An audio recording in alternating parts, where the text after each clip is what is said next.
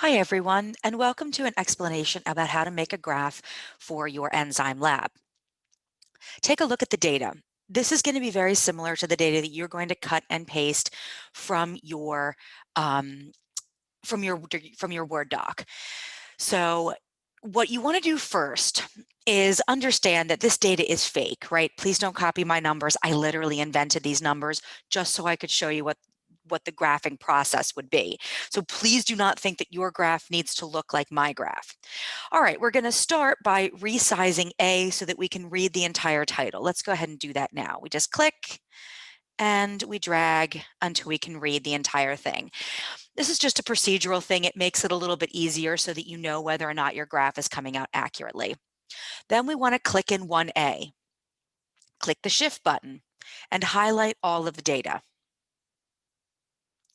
Then we want to come up here to Insert, and we want to insert a chart. Now, luckily, Google's pretty smart, so Google actually gets a lot of this right. It chooses a line graph for me. It does a wonderful job formatting my PHs, but the problem is that there's some things that do need to be changed. Like this title is clearly not accurate. So what we're going to do is I'm going to highlight that, and you are going to add a graph title here. Obviously, it should have both the independent and the dependent variable represented.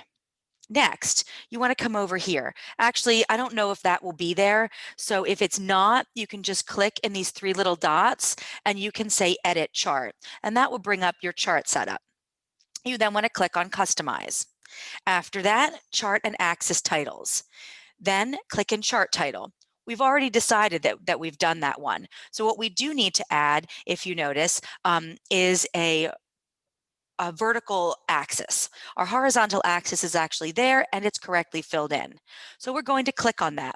And then you're going to basically tell me, what does that axis represent? So you're going to say add Y axis label. Oops, sorry about that.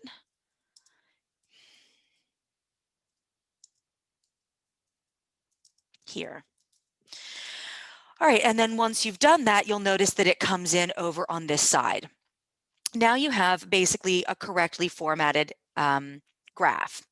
Then we're going to jump back to your lab over here. And the thing is, you want to make sure that you link your graph directly to your Google Doc, because that way, if you decide later you want to make any changes to your graph, they will automatically be made in your Google Doc, which is a beautiful thing, which means you never have to worry about whether you have the latest version.